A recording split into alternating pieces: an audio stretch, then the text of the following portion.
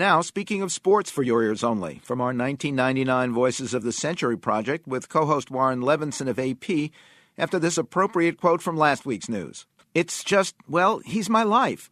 There's my family, and then there's Derek Jeter.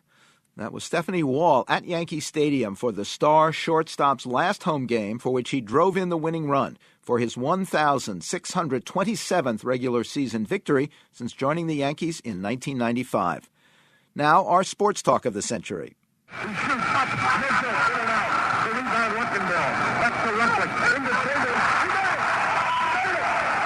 The record 100 points scored in a 1962 basketball game by Wilt Chamberlain, who died last week of heart failure at 63, was unarguably one of the great athletic achievements of this century. And it introduces another of our Voices of the Century features, this one from the sports section. We start on September 29th, 1927. Paul Hopkins makes the long walk in from the bullpen in Yankee Stadium to discover, you couldn't see the game from there, that the first batter he was going to face as a pitcher for the Washington Senators was Babe Ruth. That's what I did, is walk in from way down there in left field. You do it by yourself and walk up by all that length of field, and you don't even know who you're going to pitch to. What do I do but start in and throw curveballs, and I threw curveballs from maybe 10 or 12, and he was still swinging at them and always hitting them, but it was always up in the air someplace. So I said, I might as well keep going. So I continued to throw, and finally he hit one, and it was way up in the air. And I thought it'd never come down, but it landed about 5 or 10 rows in right field bleachers. As sort of one guy in this club, I surrendered a home run to Babe Ruth. Has that been any kind of special memory for you? Well, not particularly at the time, but later on, they made so much of it that I had to believe that it was something special.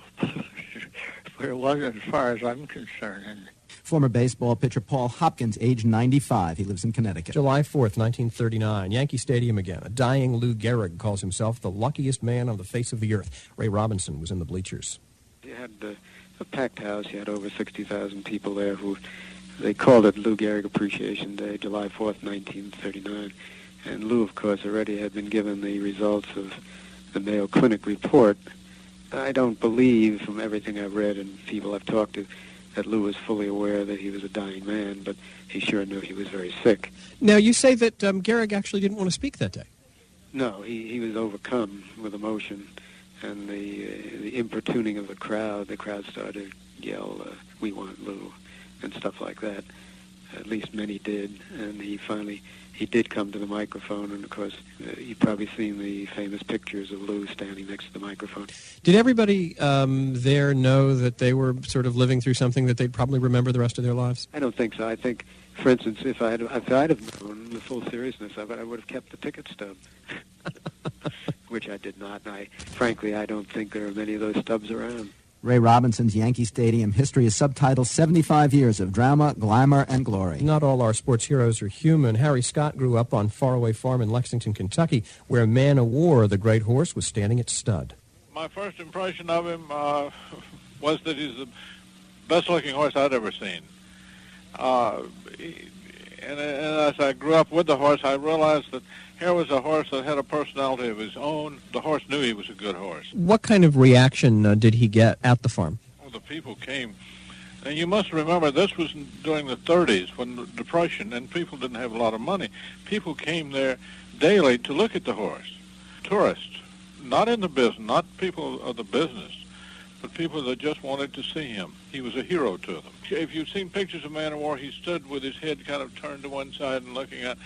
He was posing, and he did this on his own. He never was taught to do this. He did this as though you're looking at the best there is. And I think this is true of all good horses. I've talked to Penitentiary's own secretariat, and he had the same air to him. Citation did. I think all good racehorses actually know they're good. They threw a 21st birthday party for Man o' War. Clem McCarthy came and did a national broadcast. Now, he actually asked Man o' War if his son, War Admiral, was going to win the Kentucky Derby. And right at that moment, when he asked, Man o' War moved his head up and down in a motion that you would say was yes. Nobody made the horse do it. The horse just stood there and did it. I think the horse knew. Finally, the voice of one of the greatest to play his game, Bill Russell, led the Boston Celtics to 11 NBA championships in 13 seasons and revolutionized basketball defense. It was between high school and college, and I was playing with these all-stars, mimicking their moves, because these are the best basketball players I'd ever seen. One of the things I wasn't able to do, though, I couldn't finish, because I was concentrating so hard on making the moves that when I got ready to finish, to shoot a shot, I was out of gas mostly. So one day I decided, what if I had to guard one of these guys doing this? And then so I started training myself to play defense. Now, going back over all of those years, all of the championships that you won in Boston, I mean, a lot of the focus of those years, people talked about Russell versus Chamberlain. Chamberlain pulled down the big numbers, as he might if you're not a defensive player, but you won the championships. I knew all the positions, you see. I was a basketball player, and my freshman coach taught me how to play center, which was backwards. Most of the time, big guys learn to play center right away. Well, I didn't. I didn't learn to play center until I was a freshman and sophomore in college. But I knew all the other positions, and so I knew how I could help guys when they had problems. And so what I did for my team was not only did I do my things, I understood their positions, offense and defense, so I could help them out, both offense and defense. On offense, I could set screens for them, or give them a pass where they could use it, or run their plays properly. And on defense, we'd communicate and I'd back them up. And today, you look back over those basketball years, and what do you think about most? The older I get, two things happen. All the bad things I forget, and I'm so much better now than I was then.